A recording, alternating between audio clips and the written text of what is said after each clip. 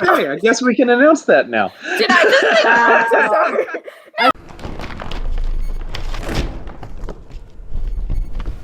Again, oh my god, I'm so excited. So, first we're going to bring out the wonderful and fabulous. You know him as Art the Clown in Terrifier and the upcoming Terrifier 2. It is the fabulous David Howard Thornton. Yay! Hey! Golf claps. How you doing, David? I'm good. How are y'all doing? Congrats on the vaccination. I'm jealous. Thank you. I'm very excited. We'll see how I do with round 2. But oh yeah, it's funny. We live in a time where saying congratulations on vaccination is like a big thing. It's just. I know, and hopefully the rest of us will get it soon. So yes. Thanks, Peter. Yes. And of course, we also have to welcome to the stream. He is, of course, the writer, director, special effects makeup artist for the film Terrifier, and of course, Terrifier 2. He is the fantabulous Mr. Damien Leone. What's up, everybody? How's it going? Going well. Thanks for having me again. I love that intro, by the way. Yeah. Very cool. Italian. Leone, but we're so excited for this. I mean, obviously, everyone is knocking down your doors, asking the inevitable question. We're going to get it right out of the way. We know everyone watching, including Danica and I, we want to know, when's it going to come out? All that. We're not going to harass you, but I guess a good way to ask the question is, when you guys know, what will be your ideal way of announcing it? Do you think you'll go to social media, a news site? What is your thoughts on that? Skywriting. Yeah. I love it. Might be left of the It's expensive. yeah, I mean, we'll announce it on our social media pages. The Terrifier 2 Facebook is our primary way of getting the word out to the fans. But I want to do that when we have the release date, and I also want to have an official trailer, because what we released was a little teaser. So once we have all of that together, it'll be like a nice big announcement. But I already announced about a month ago or so that right now we're probably going to get it out by Halloween, like worst case scenario, Halloween of this year, which I think is a good thing because it's a Halloween-based film, and it's just the perfect time of the year for that sort of thing. But we'll see. If we can get it out sooner, we will. But yeah. Awesome. So yeah. I might kind have of some Mike Myers versus Art this Halloween. Ooh, I love that so much. But I kind of like your idea, David. Like, I feel like skywriting, like on one of those like banners, like a little airplane can go across the sky and it'll be like, yeah, is that what they're called? Oh yeah.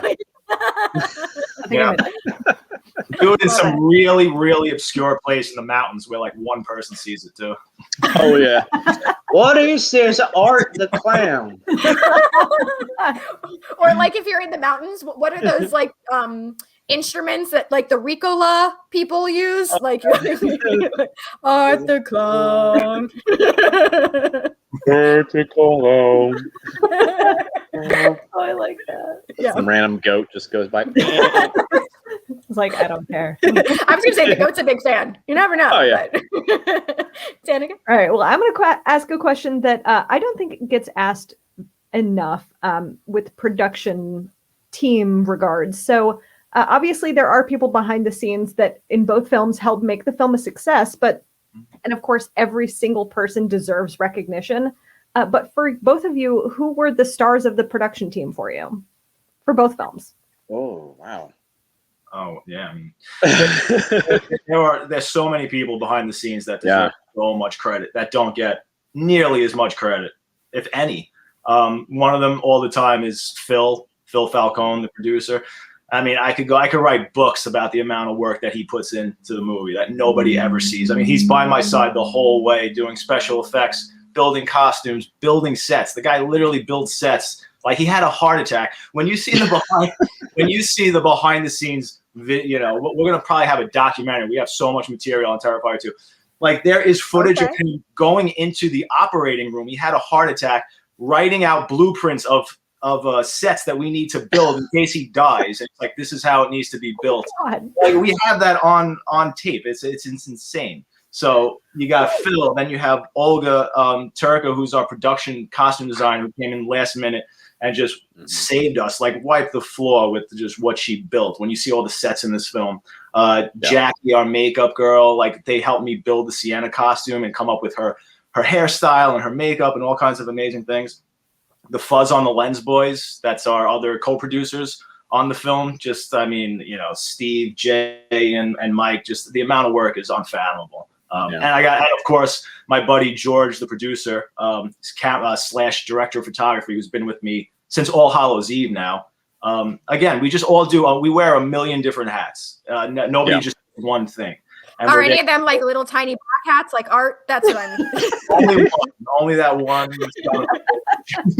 That one hat that's a pain in the ass to keep on my head because the little string keeps snapping or something. It's just like, I'll tell you, it's flat out. I mean, look for little bits of fucking duct tape. Just like there's moments where we lose the strings and we have to resort to just sticking it on with duct tape. Yeah, there's shots where I'm sure you can see the duct tape. It's insane. I was gonna say maybe you should just take a bunch of spirit gum and just or a staple gun. Yeah, like his skull. Yeah. Art is crafty. He's crafty. I respect a crafty clown. No. We didn't even use Velcro. I just thought of Velcro. We could have used Velcro. Oh my god. I don't know. Well, we're thinking about some things. Whatever. Oh wow. Part 3. The Velcro edition. Yes. Yeah. But that's awesome. And yeah, Danica and I always love hearing about the other side of production and people that don't necessarily have a face, but without these people, the films just don't get made. Do not exist. Thank you for asking that question too. Sorry. Got a pussy in the shot there. Sounds like Terrifier then. But Phil's okay, right? Just to clarify, he's all good. He's doing well. He's recovered. He's getting. He's strong. He's looking good. Thank God. Great news.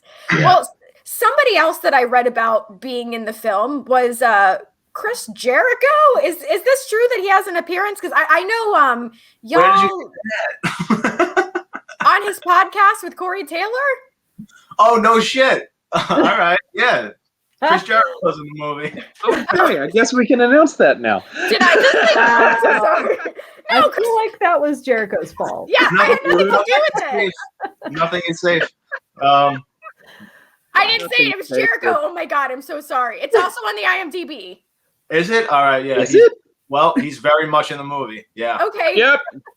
Yeah. Shit, I'm so sorry. Oh, you heard it here, folks. It's it's coming from him, and that's great. Yeah.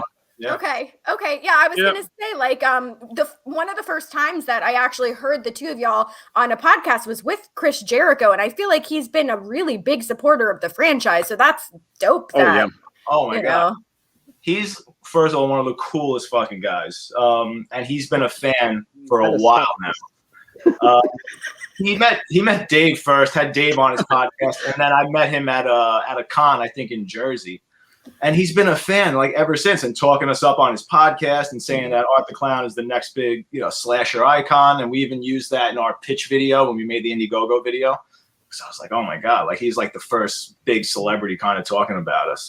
Like him, Kerry King from Slayer, and but like he's like the biggest one. So that was really, really cool. And he wanted to be in it. So I wrote a part specifically for him.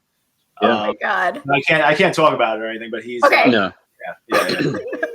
I'm unless Jericho spoils that too. Yeah, I'll wait for him to lead the way.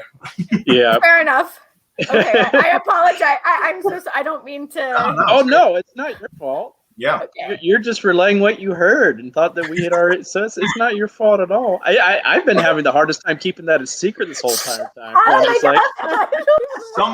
Somebody actually maybe on one of the trailers on YouTube or something in the comments they were like, oh, Chris Jericho's in. But this was a while ago where I heard Chris Jericho is in this, and this was like 5 days after we shot his scene. So I feel like somebody actually saw us filming.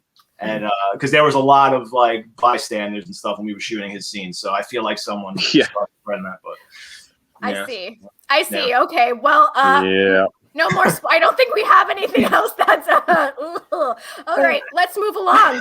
Danica. So I have a David specific question. That actually, maybe Damien, you can help fill some of this in if we don't get around to it. But can you tell us how much of Art's backstory was given to you, like in the script or from Damien, versus how much did you have to create yourself? Can you give us any of those details? Like, do you have siblings? What's your favorite band? Boingo Boingo. Yeah. Boingo Boingo. Sharon, Lois, and Bram. As for like backstory and stuff like that, that's really something Damien and I really just came up with together. Besides what was our cat, you have got to stop this. Your cat is a star. Oh my god. Jesus, she never does this. Now she's just like, I want to be on everything. No, oh gosh, but yeah, that's like something like Damien and I have really developed a lot together. I mean, he had his, I think you had your basic idea about him and everything, right? When we started doing Terrifier, but we really started creating more of it as we went along. Mm-hmm. I mean, the whole way I like to keep him ambiguous, and I mean, even till now, I don't know what his backstory really might fully be until we start filming it. And even when we film it, then I get in the editing room, like it is constantly changing. Like you never know when I'm going to come up with I could come up with a better idea tomorrow. Like right now, it's like I know exactly what Art the Clown is. Tomorrow, I might just have a light bulb moment and be like, that's not him at all. It's this. Yep. So it's constantly evolving. Like there was a whole scene in the beginning of Terrifier 2 that kicked off the movie, but it would have made the movie way too much longer, and it really focused on Art the Clown's backstory, but we didn't get to shoot that. But I'm probably not going to shoot that. I'm probably not going to use that anymore because I feel like I can come up with something better. So I really don't know. It's really hard to say. I am just constantly thinking of better ideas. But the key is we do like to keep him sort of ambiguous because I think if you pull the curtain back too far, it's just going to ruin the mystique and the mystery. It adds to the creep factor. So I think we really have to walk a fine line and be careful with that. One thing I was really more concerned about was just coming up with some motivation for everything. And there was a great line in the first one where I think, the homeless woman played by Puya really fleshed him out so much in my head. It's like, he does this because he thinks it's funny and entertaining. That's why he does this. He's like the anti-clown where, clowns, their job is to entertain others and bring joy to others. Art is bringing misery to others for his own enjoyment. That's powerful. And that's where I really built a lot just off of that. It's like the stuff that, would be horrible to other people, he thinks is hysterical. Right. But it's funny, like when Danica and I were like writing these questions and we were talking about like Art's backstory, we're like, wonder if Art would have parents and like, what would they be like? Or if he was like had a little sibling, like what would like a little baby Art sibling be? I think I like the idea of ambiguity because we're not wrong, or maybe but I mean, obviously, like, that character so through and through, David, that like we're born to play Art the Clown. Like seriously, like, because sometimes when you watch a movie, you watch an actor and you're like, okay, like it's a guy playing a clown. But when I watch Terrifier, there's never a nanosecond where I'm taken out of the moment. And I think that's why the first Terrifier was so powerful, was because of you. Oh, yeah. Thank you. Yeah, hands down. It's just a lot of collaboration between Damien and I, because that's, we have so many hours together in that chair, and that's the stuff we talk about all the time. We're always discussing like his origins and stuff like that. And one thing Damien's always expressed to me, which I really appreciated, because like when we're trying to come up with his origin, because I would come up with like, backstories that were kind of tragic and everything. He's like, I don't want him being sympathetic. I want him just to be vile, evil character, and I don't want people feeling sorry for him. I'm like, cool. I like that. Because, Jason has sympathy. Freddy has, some sympathy there too. Mike Myers, all these guys, there's something in their backstory that makes them a little bit sympathetic. And it's like, I kind of like that idea of a guy just like, he's just evil. He's not a redeemable character at all. So like when he's doing these horrible things and you're enjoying what he's doing, like you're enjoying watching and you're laughing and it makes you question yourself more. It's like, whoa, What's wrong with me?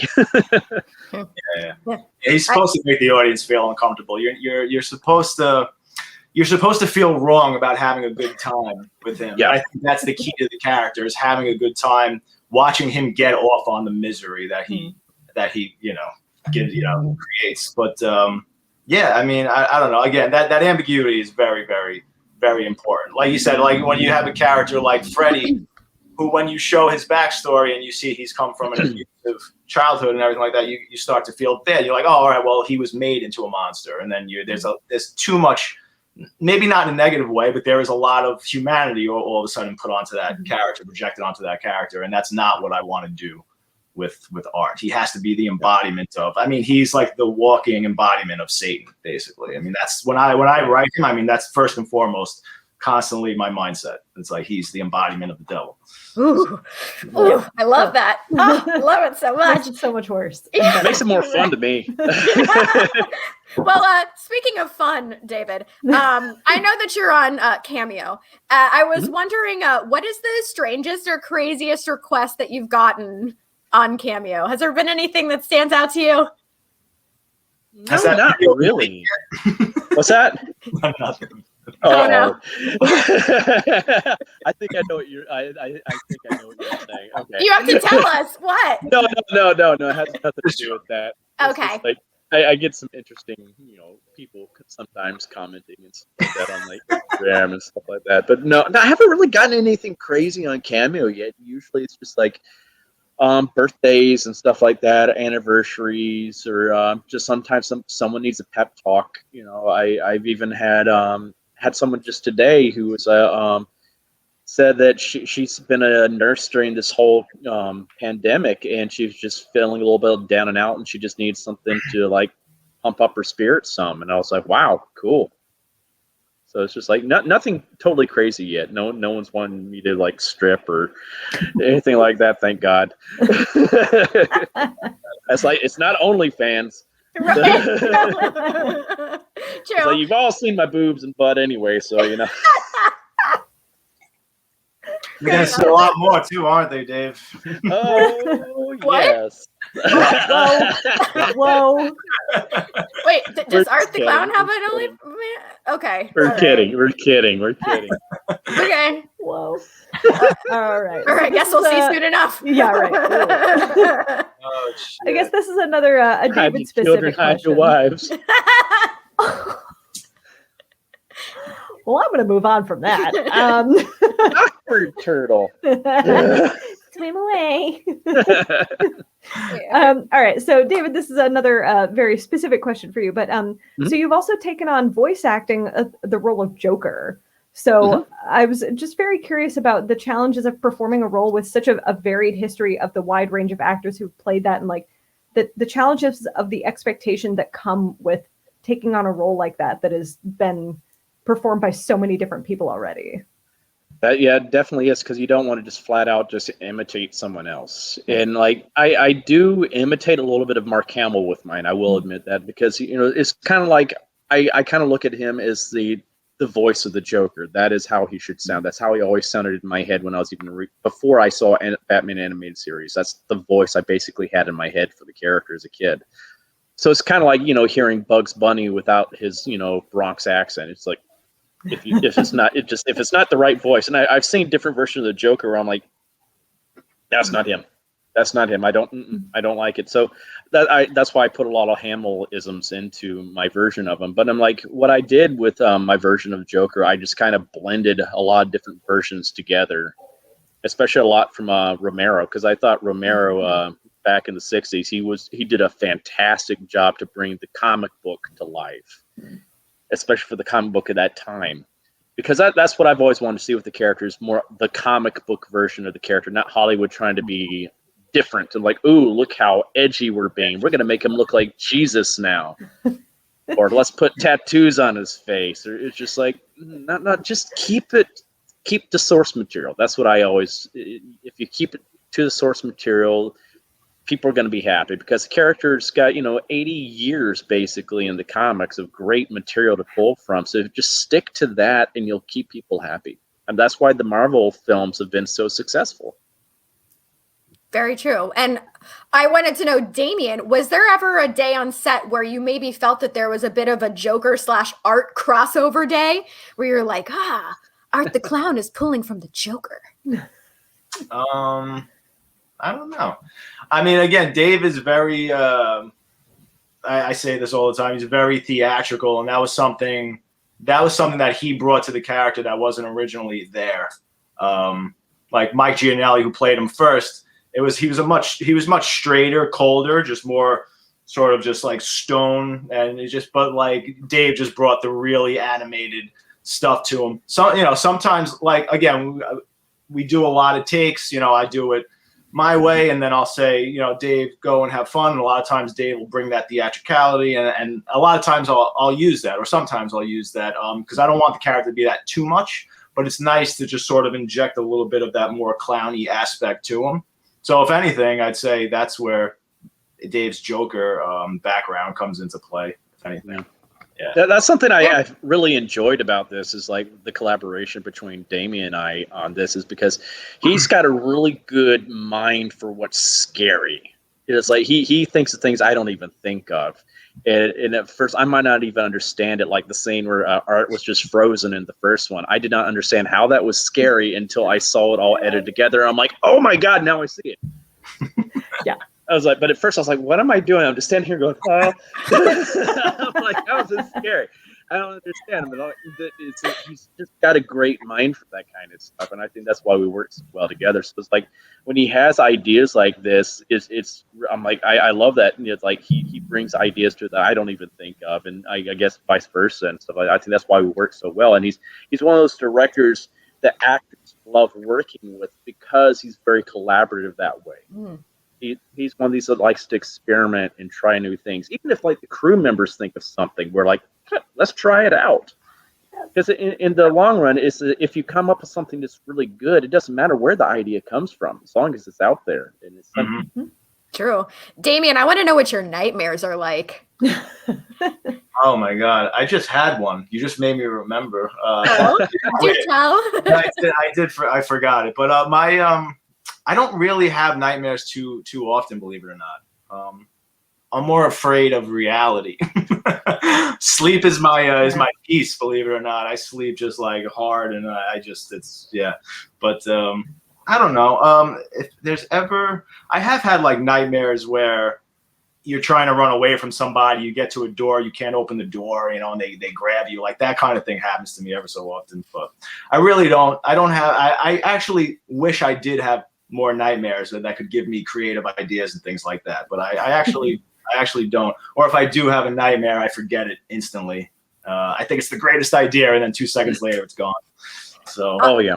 I'll tell you what. So, like, I'm normally a very like. You might as well join now, Kitty. You made it. I used to be like a really light sleeper, and then I got a white noise machine. And since I got this machine, I'm now sleeping like in only nightmares. Like I don't have happy dreams anymore.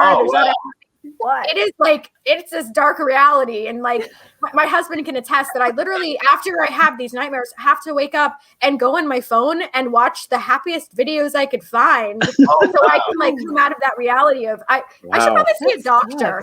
Does this, I don't know. Like, yeah, it's bad. Wow. But because of the noise, because I actually do the same thing. I put on a black screen with like a fan noise. Yeah. I started doing that the past couple of years. Puts me out. I love it. So yeah. Yeah. I have one of those apps on my phone. Just, I turn it on where it's like crickets.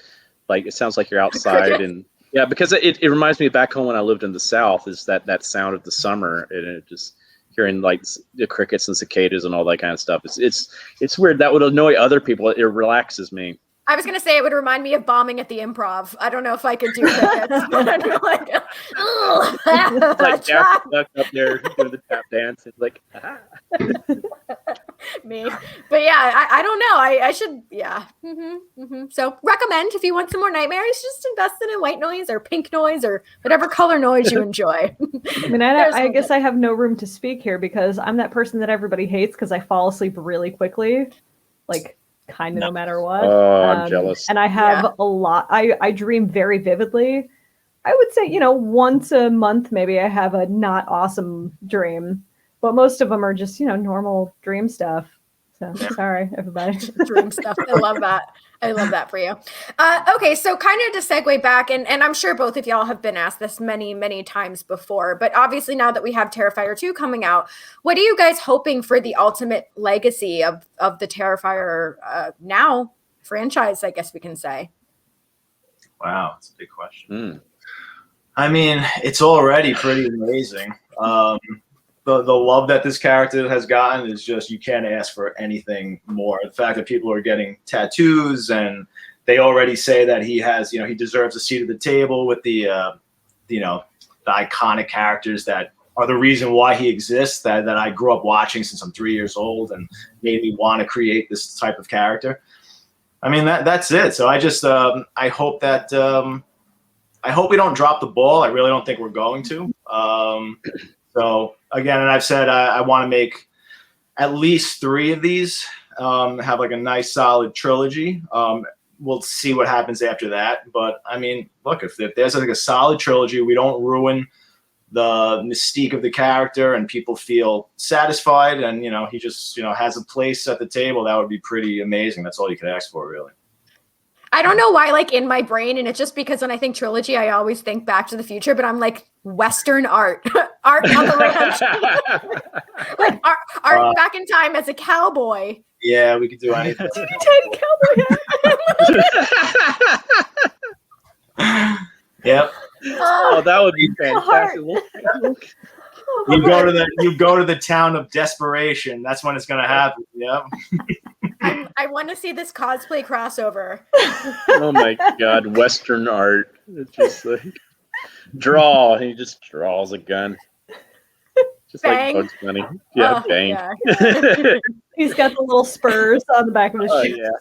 On the back of the clown shoes. Damage. You could do some damage with those spurs. Right? Oh my You're God, that'd be a welcome. great idea for a kill there. Oh my God. Listen, Damien, your gift. This is you can have it. Okay. You're welcome. We don't. So I love need it. Westerns. True. Art Oh in my. space. Someone said art in space. Another. I Oh, mean, there you go. Yeah. space is fun. Yeah. Art in space. Art Yeah. in space. But yes, same question to you, David. What do you ultimately would like the legacy to be? I would just like it to be just be there at the table with the great the rest of the greats, Freddie and Mike Myers and Jason. I think it's an honor just being associated with those guys. If people love us as much as they love them, it's like if I can be going to a convention 30 years from now and still have a line out the door like Robert Englund does or Kane Hodder does, that would be amazing. If that character's that beloved, that would be awesome. That is amazing. And so you're mentioning conventions, and as the world is slowly getting, more and more back to whatever normal may be, do you guys have plans to attend any conventions this year, next year? Mm-hmm. Oh yeah, we got some plans for later on this year in the fall. Texas Frightmare and stuff like that. New Jersey Horror-Con. I think there's one in Germany that we're supposed to be doing as well. So yeah. It's just, especially once I'm vaccinated, I'm like, let's go. Right.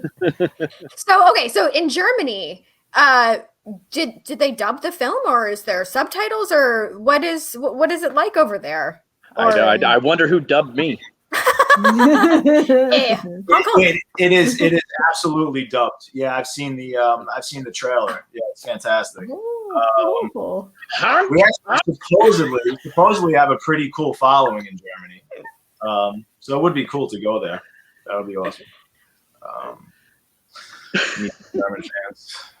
Now I really want to see it dubbed in like multiple languages now. Oh. Yeah, different sound of honk for every country, Le honk, le honk. Yeah, beep beep. Yeah, beep beep. Love it. Oh, my. All right, so this is a 2-part question, and we're going to put you on the spot a little bit, both of you. But okay. So, David, are there any impressions that you've maybe been workshopping recently? And the second part of that, Damien, Do you do any impressions? Absolutely not. Do I do any impressions? No. Maybe maybe of like friends in like an inner circle or something, but it's not my bag. Okay, fair enough. Yeah, as for me, oh God, anything I've been workshopping, I haven't really heard any interesting voices recently that haven't really piqued. Because that's how I am. Is like when I hear an interesting sounding voice, that's when I want to like learn how to do it and stuff like that. So I haven't really done that per se, but I'm like, I guess my latest one I had done a few years ago is I've been trying to really craft my Winnie the Pooh voice. Like, oh bother, I've got a rumbly in my tummy, rabbit. Oh, think. Oh, I love that. I have to say, like, I'm such a big Jim Cummings fan. Like, to me, God. like when and Mel Blanc, obviously, but Yeah. like doing a panel with like someone like Jim Cummings, you're like, how many people am I sitting next to right now? Oh, I know. He's Mr. Disney. It's just like, oh my God, I would he just seems like he'd just be a wonderful person to sit down. I have not been able to meet him yet. I'm just like, oh my God, that'd be awesome to meet Jim Cummings. Yeah. I'm sure you will. Once everything's back to, Scotty wants to know if you could do a Christopher Walken impression of you with Art the Clown. Oh, Art we did a podcast recently. So yeah, I was like, wow, honk honk, my horn. People come over here, they're running away. They see my teeth. They're like, oh, wow, scary. Gotta run. He might split me in two. Wow. Ow. I like it. Ow. So, okay, let me ask both of you this. So we have a couple weeks off from the stream, and then when we come back, we have original members from Blue Oyster Cult. So how are we not supposed to do Christopher Walken impressions that entire time? I don't know. I can't stop. Stop. You gotta stop this. I don't do the best Christopher Walken. I know people can do it better than I can, but I thought it was much fun though. Yeah. Oh yeah. Listen, I'm better with like my Don Knotts and stuff like that. I love Don Knotts. I gotta find him. Hold on. Andy, well, there you go. There he is. Hey, how are you doing? This little clown comes to my town of Mayberry. I'm gonna nip him in the bud. Yep, nip him in the bud. Well, okay, idea. So if Art ever gets animated, you have all these voice actors available within David that Art can off. A very, very special episode of Scooby Doo. Oh, I'm waiting for that. Yeah. So we have another question or two, and then we're going to go into our game. So let's see. Oh, Danica, why don't you ask your next one? Then I'll ask my last one. all right. So, what were some of your favorite filming days with Art and Sienna for each of you? Oh. What you're allowed to talk about? Yeah. Well, Well, I did that unintentionally. all right, Christopher. Okay. Wow. I mean, there are two scenes I can think of, but I can't really say what they are. One of them, it's one of our big set pieces that we involved a lot of the extras and stuff like that. And it was literally the week before the shutdown happened last year. So it was this time last year we were filming the scene. And it was just so much fun. It was just, there's a lot of craziness that happens to the scene. I got to do a lot of crazy stuff, and I can't wait to talk about it more one day. It's just like, especially one day on set, I guess part of it because you see it in the teaser with the flamethrower. I was like, that was so much fun.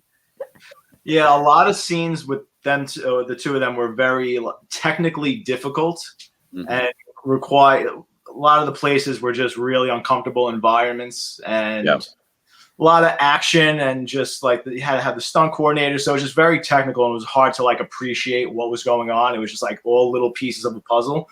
But like one scene in particular, we touch upon it a little bit in the teaser, is with the two of them cross paths for the first time in a costume shop. And that was that was when I had a lot of fun and started to actually see the two of them play off of each other and see what their chemistry was. Yeah, that was my other scene too. Yeah, so I actually enjoyed that. The rest was like misery, like filming. Yeah. But that scene is really fun. It was fun to shoot, and it came out really cool. That's going to be a fun, sort of like the pizzeria scene of part 2.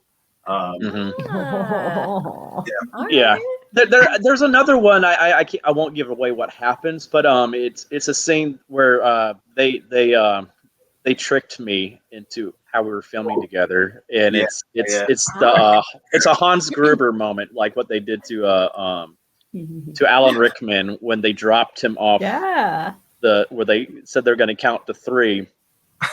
Drop him on 1. They went on, and so you get a real reaction out of him. They did that with me with her. Yeah, and they got a great reaction. It was a one take wonder, and it's a great take. It's just like, oh my god!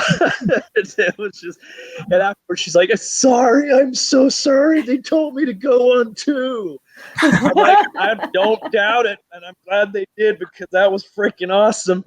Well, actually, let me see. Speaking of Sienna, I think we might have another special guest joining us, ladies and gentlemen. No way. He's playing Sienna in the upcoming Terrifier 2. It's Lauren LaVera. Fun surprise! Everybody here. Yeah. Oh my god! You're amazing. Lauren, we love you so much. Thank you so much for joining us again. Like, we really appreciate it. Thank you for inviting me. I found out that both these guys are going to be here. I was like, yeah, I'll do it. You fucking rock star. I was hoping a little piece of me that was like, is she going to show up? And then that is so cool. I've seen you in so long. I feel like I'm talking to Damien a lot lately, but I haven't seen you. I know, it sucks. It has been a year ago that I just heard you guys, because I was watching you guys like a creep. But since we did that scene you're talking about, and I absolutely love that scene. So, Is there anything else that stands out to you, Lauren? I know we had asked you before about like the first time that you got to see David on set, and I'm sure that's probably forever burned in your memory. But is there a specific moment that maybe stands out to you personally about shooting Terrifier 2 with David? You could talk about scenes, Law, just nothing like crazy spoilerish. Yeah. Oh, okay. Yeah. Come on, I don't know what to say now. I feel like every scene with Dave were really like. First of all, they were very intense. Like even the silent moments, and I mean, obviously Dave's always silent in the film, but like even when both of us are silent, like it's just us reacting off of each other. And that just like, it gives me chills just thinking about it. Like you even see a moment of it in the teaser trailer when we kind of catch each other and he does like that thing with his eyebrows, that like wiggle with his eyebrows. Which was hilarious and great. But we did so many takes on that too. That was the like working with Damien, like we're gonna be doing like 100 takes, but I don't mind because like Damien was saying earlier, because we do so many takes, like we have no idea how this is gonna end up looking in the end because we do so many different, like I'll do like 100 different takes of what Damien directs me to do, like try this, try that, and then like it's like, all right, try 1 or 2. And so, yeah, I have no idea. I still have no idea who Sienna is because of like all the different, like, I mean, you remember just variations. We do lots of different variations. But because everything from pre-production on is just about refining everything. When you write the script, right, it's like you just have to get it on paper. Then you'll spend the next month refining, making it perfect. Same thing with special effects, sculpting. It's like you make the mask. It's like get the clay on, get your figure, but then it's like now start refining it, put in the pores. Like that takes a lot of time. Now when you have to film, that's the most important part. And you have no time to do it. That's what everybody's going to see is that moment. It's the actors doing their thing. So it's like you're not going to get it on one take. You're not going to figure out the best fucking thing on one take. It's impossible. So I like to do a lot of takes. and you're working with creative people. So it's like, well, what can you bring to the table? And then you have your producers there and everybody else, and we're all creative. A lot of people come up with a lot of ideas. You know, it's like, yeah, I have a very clear idea of what I want, but is what I want the best idea? Maybe not. Sometimes it is. Most of the time it is. But he was saying earlier that he hit the nail on the head when he said, like, that's why it's so great to work with Damien, because he'll listen to other people. He's not just like, it's my way or the highway. It's not like that at all. He'll listen to people in production, even like what are they called? The PAs. Yes. Yeah. Scotty. Whatever Scott has to say. Oh my God. Yeah, shout out to Scott, who's just a hero about him. Worker, that guy. Unsung hero. Yeah. Yeah, unsung hero for sure.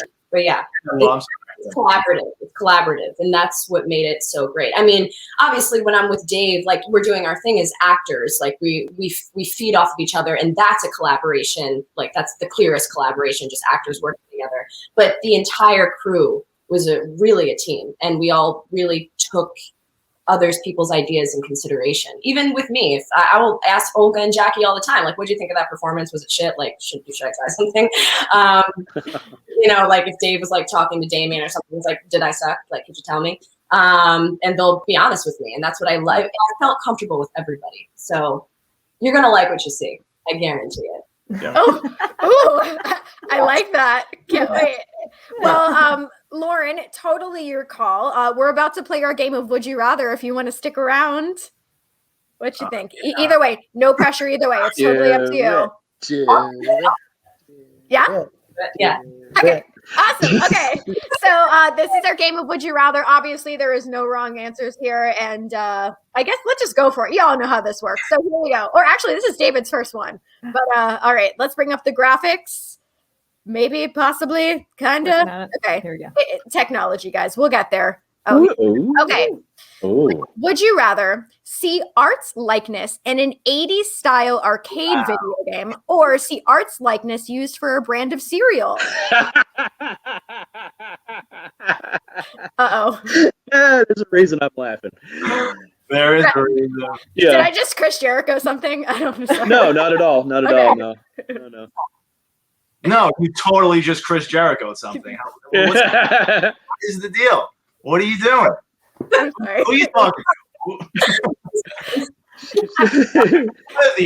One of these, all right, is in Terrifier 2. But I'm not going to tell you which one. Okay, so we'll just And go I'm to the not next. gonna answer this question. Okay, we'll go to the next one. We'll go to the next one. Let's jump. Let's jump a little. Let's jump. Okay. All right. So instead Sorry. of that, would you rather have Art's weapon of choice be a spork or have his weapon of choice be a baby rattle? Please tell me this is in Terrifier 2 also. You're like, it's a But sport. It's not. it might be in part 3. Okay. Definitely Fork, because that's definitely.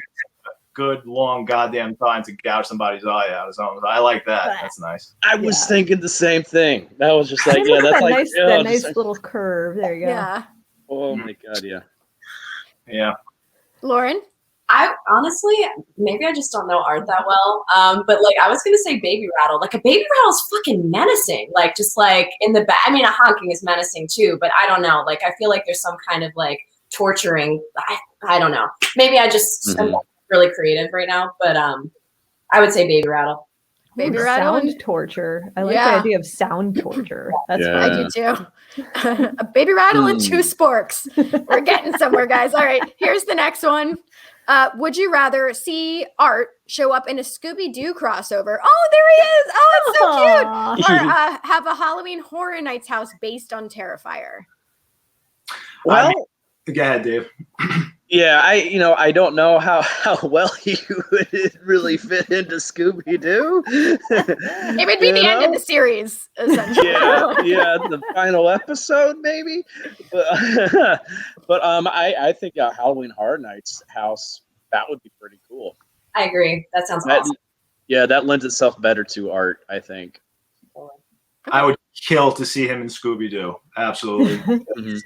I mean, that art is really well done.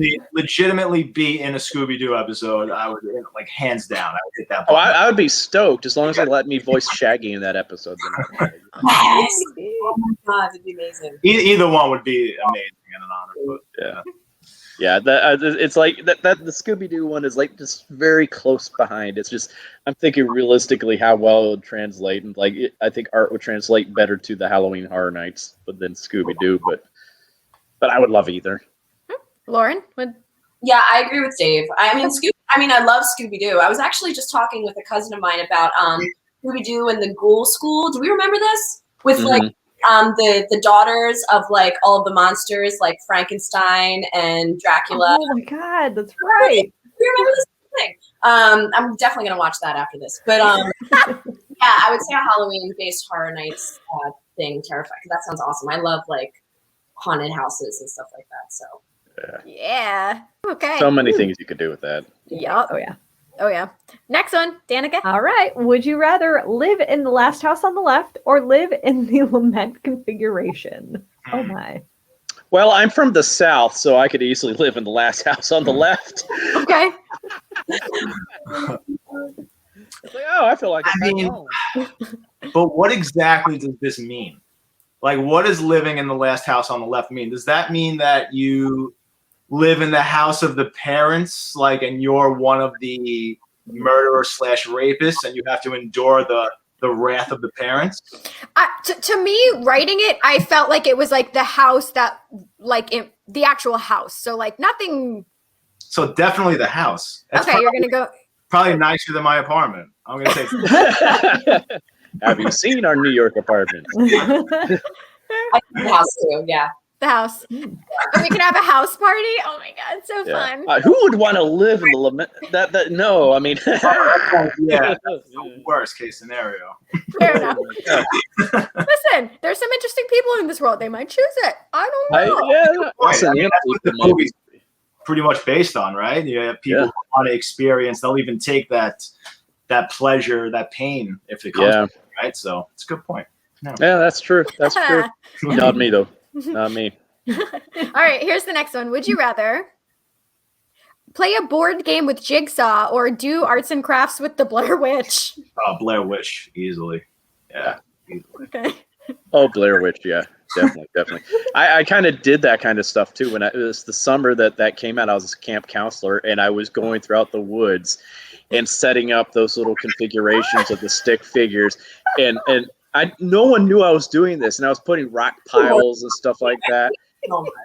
It was creeping so many people out of the camp. They're like, "What the heck?" You're that guy. All right. I was that guy. Yeah. All right. Lauren? Yeah, I love arts and crafts. So I'm really bad at board games, so I would also say. Yeah. I mean, I definitely wouldn't risk a board game with Jigsaw. That is typical, by the way. Yeah, Jude does such a good job with these graphics. Shout out to my husband. Yeah, really. That's very well played. Well played. Unintentional. All right, next one. All right. Would you rather have a suit designed by Buffalo Bill or eat barbecue with the Sawyer family? That's a good one. Oh, God. I'm going to go with have a suit designed by Buffalo Bill because I don't feel like eating people. Okay. I'd rather wear them. Yeah. Yeah. I could bathe after that. With the eating a human being, I don't think I could throw up enough just to get it out. Yeah. Yeah. Okay. I agree. That's the reason. Oh, you go ahead. No, you go ahead. Okay. I'm trying to like be a vegan too. Like I'm like slowly making my way, and this would just like set me back. Like, so yes. Or maybe it would propel you forward too, because you're like, oh. I mean, don't eat it. Yeah. It was the dinner scene in Texas Chainsaw Massacre. I had to rewind, but that's the scene that really got me when I saw it. I was just like, oh God! It just, especially when you know the background of how they filmed that scene too, with all that rancid meat just sitting there in that Texas heat for days. It's just like, oh God. Delicious. Now I'm hungry. Yeah.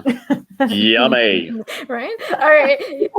Here's the next one. Would you rather do a reimagining of Nothing But Trouble or a reimagining of Death Becomes Her? Death Becomes Her. Sorry, I had to scream that. Yeah. Death Yeah, Becomes definitely.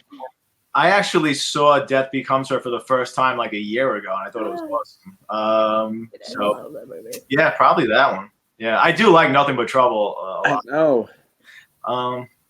That's at first I had to realize what I was like, yeah, Nothing But, because that Dan Aykroyd did that. That's how I know that's So what many. movie that is. Yeah, it's just like that. The makeup job on him was crazy. But yeah, I would say Death Becomes Her because I just that was such a creative movie at the time. It's very innovative too with the special effects. Yeah. I remember watching a special. They actually had a special on TV about the making of that movie because what they were doing with CG was brand new at the time. Oh, I have to see that. You never saw it? Oh man. Yeah. Seen it? No, I've seen the movie. I haven't seen the what he was just talking about. Oh, The yeah. behind the scenes. It's Oh, like I've back seen in the like movie. '92 or something like that. I mean, oh God, such a great movie. So funny. Oh yeah. So funny. All right, Tiana's. All right. Would you rather? Oh, incorporate the thong song into Terrifier 3. Incorporate the Backstreet's Back into Terrifier 3. We definitely had a day on set where we were playing this music. I think either Damien was putting on our makeup or taking off our makeup. I forget. Like we were playing. Like I must have played the thong song at least twice. Really? Yeah, both. Can you No, We've definitely had both playing. Yeah. I guess now it's got to be the thong song, then. I guess. Oh, it's so good. I just think there's something creative we could do with thong song. It's just like, yeah, something creative, creepy, and funny at the same time. Yeah. Got my brain working. Put art in a thong. It's nice. See, that's one way. Or kill someone with a thong. Strangle them. I don't know. But art in the thong. I mean, I don't know. Or with tongue says tong to tong tong tong. I can't tell if there's one more. Jude, is there one more? Or was that the last one? Okay. There you go. Okay, would you rather do a silent comedy film or a found footage sci-fi film? Oh, easy. Yeah, Easy. Right. Silent comedy. Oh my God, I would love to. That would. It's just my love for that genre is just. That's why I really want to do art because I've always wanted to do a silent film type character before. I love that style. See, I would rather do a silent horror film, but I'm not really into making comedy, especially like a silent comedy. So I would choose a found footage sci-fi film. Okay. Very close to the silent film though. Yeah. Okay. Yeah, both sound like fun. I think I would also like to do the silent comedy film because I don't have as much experience as Dave, but I definitely have such a huge respect and appreciation for that style of performance. It's just so it's timeless. It's so good. So I would say that. Oh, it's amazing if you go back and watch, especially Buster Keaton. Yeah, I mean, that man abused his body with things. I mean, he would just fall on his butt from like a few stories up. Sometimes it was just like blows my mind. There's like this one where it's this routine where he's trying to escape this guy and he leaps off the guy's back and jumps through like those openings they have sometimes above doors with little windows. He jumps clear through it, and it's just like, holy crap, that's amazing. Wow.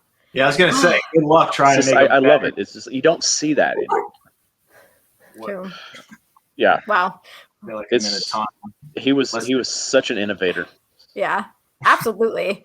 But we've come to the end of the stream. This went by way too fast.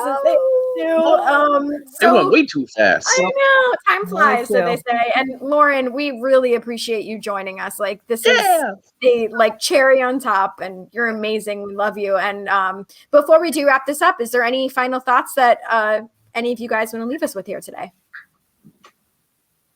I I would say just keep following the Terrifier 2 Facebook page. That's where we will release any information, whatever you want to know. If you don't know it, you will find it there. So you don't have to keep asking when the movie's going to come out. We will announce it on the page when the time comes. Did we get to that? Did we ask that if the movie when it's coming out? I just want to make sure that we got to that. Yeah. No, I've been waiting for you the whole time. So, but yeah, it's going to be worth the wait. And just thanks to everybody for the constant support. I mean, that's why it's taking so long. We want it to be amazing. We want it to be worth it. We're not going to rush it. This isn't a movie where it's just like, yeah, let's just get it out. Everybody likes it. Let's try and make some money off of it. Like, it's the last thing we're trying to do. We're trying to make something that's going to like really just rock. We're really just trying to knock it out of the park. Really try and change the game, honestly, with this movie. So it's a lot of work, and we're putting a lot of time into it. So it's definitely going to be worth it. So just have patience. All right. David? I echo the same thing with all that. Also, Damien and I are also working on another film right now called Stream with a lot of the team from Terrifier as well. Damien's doing all the practical effects on it, so those kills are going to be pretty gnarly in that as well. So we're in the middle of filming that right now, and you guys are in the treat with this one as well. So I can't wait for you guys to see this. Awesome. Does your cat have any final meows? She's gone now. Oh, that's okay. You know how cats are. They're just like, yeah. And Lauren? Ditto. Fabulous. Yeah. No. Yay. Well, thank you guys so much for doing this. Before we do wrap this up, though, we want to go over our upcoming streams. We do have a couple weeks off. So when we do return, we have Mark Farner, who is from Grand Funk Railroad. We also have Al and Joe Bouchard, the original members of Blue Oyster Cult. We have Robert Duncan from Cream Magazine. That's going to be amazing. We have Harvard of the South coming, Ace Von Johnson, a lot more to look forward to. I know we have Casey Joseph and Practical Jokers coming back, but we love you guys so much. And maybe closer to the film, we could do something again. Oh, of course. Yes, absolutely. And maybe we'll give you a little sneak peek of a cool scene or something to talk about. Okay. We're going to hold you to that. But from all of us here to all of you, be safe, everybody. This world, every day we're getting a little bit closer to seeing Terrifier 2. It's happening. I mean, it's inevitable. We're one day closer now to seeing it. So, yeah. You did it. Anyway, guys, we love you all so much. We'll see you guys real soon. Be safe, everybody. Bye. Bye.